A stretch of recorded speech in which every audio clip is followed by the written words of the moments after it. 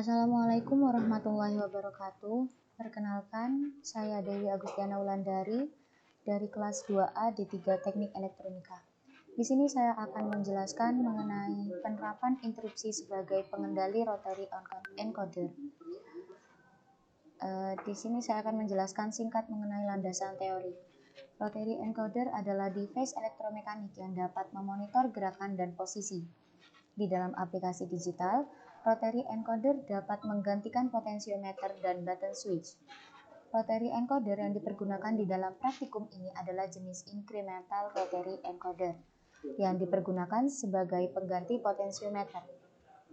Kelebihan rotary encoder terhadap potensiometer adalah resolusi pengaturannya dapat diubah-ubah secara software menurut kebutuhan.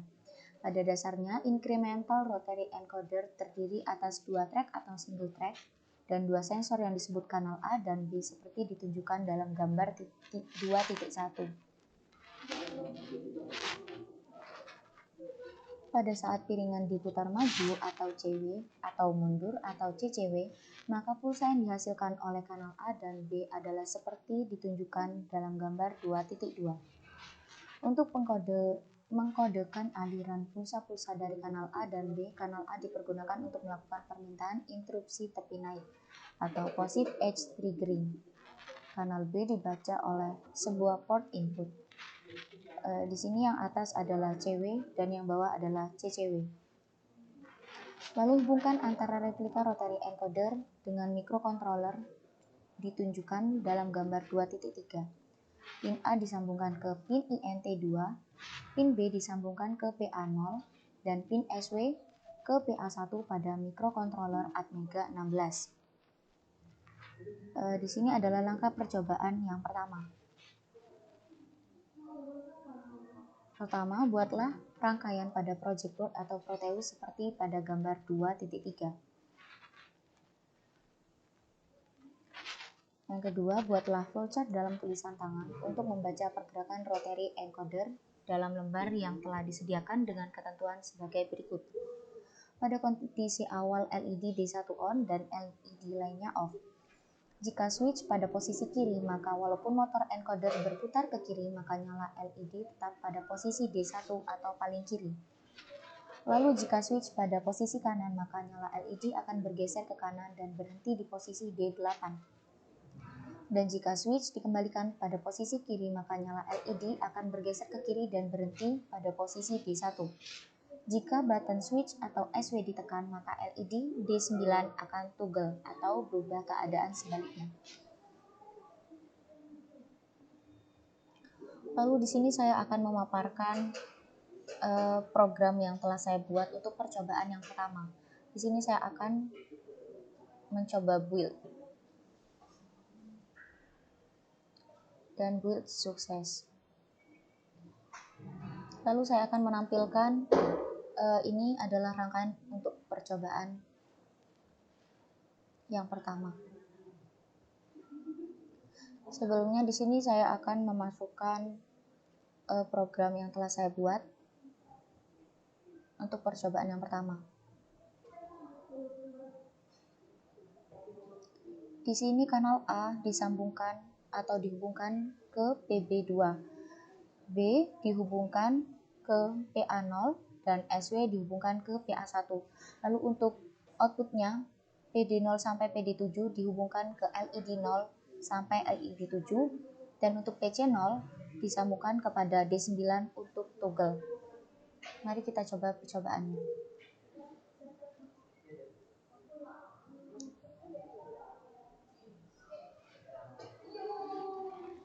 Di sini switch pada posisi kiri. Posisi yang pertama adalah posisi kiri dan ternyata motor berputar ke kiri. Lalu jika switch saya tekan ke kanan, maka lampu akan bergeser ke kanan sesuai dengan perintah. Dan untuk toggle kita bisa lihat atau perhatikan pada D9. Dapat dibuktikan bahwa percobaan yang pertama berhasil.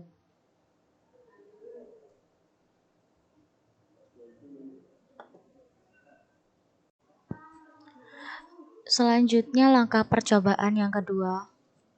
Yang pertama, buatlah rangkaian pada project board atau Proteus seperti pada gambar 2.3. Yang kedua, buatlah flowchart dengan tulisan tangan untuk membaca pergerakan rotary encoder dalam lembar yang telah disediakan dengan ketentuan sebagai berikut. Pada kondisi awal, LED D1 on dan LED lainnya off. Jika switch pada posisi kiri, maka walaupun motor encoder berputar ke kiri, maka nyala LED tetap pada posisi D1 atau paling kiri. Lalu jika switch pada posisi kanan, maka nyala LED akan bergeser ke kanan dan berhenti di posisi D8 seperti ditunjukkan dalam gambar 2.5. Dan jika switch dikembalikan pada posisi kiri, maka nyala LED akan bergeser ke kiri dan berhenti pada posisi D1 atau kembali ke awal. Jika button atau switch ditekan, maka LED D9 toggle atau berubah keadaan sebaliknya. Ini adalah program untuk percobaan yang kedua.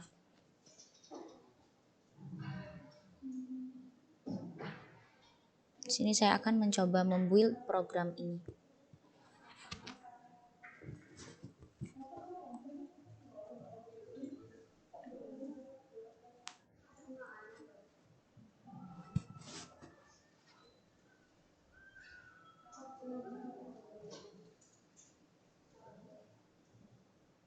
Kita tunggu sampai proses building selesai.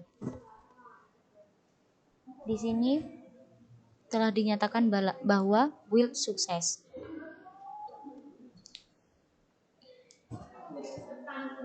Untuk rangkaiannya sama seperti percobaan yang pertama, tetapi untuk programnya kita ubah kepada program yang kedua.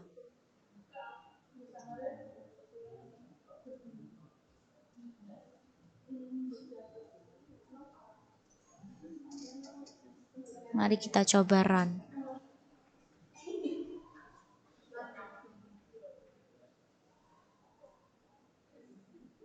Di sini motor bergerak ke kiri dan lampu yang hidup adalah yang paling kiri atau D1. Jika kita pencet atau tekan switch ke kanan, maka lampu akan bergeser ke kanan.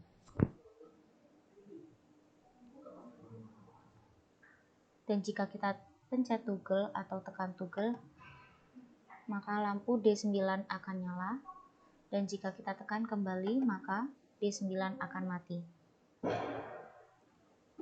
Dengan percobaan ini, kami nyatakan bahwa percobaan ini berhasil. Sekian pemaparan materi dari saya, kurang lebihnya saya mohon maaf. Saya Dewi Agustiana Wulandari pamit undur diri. Terima kasih. Wassalamualaikum warahmatullahi wabarakatuh.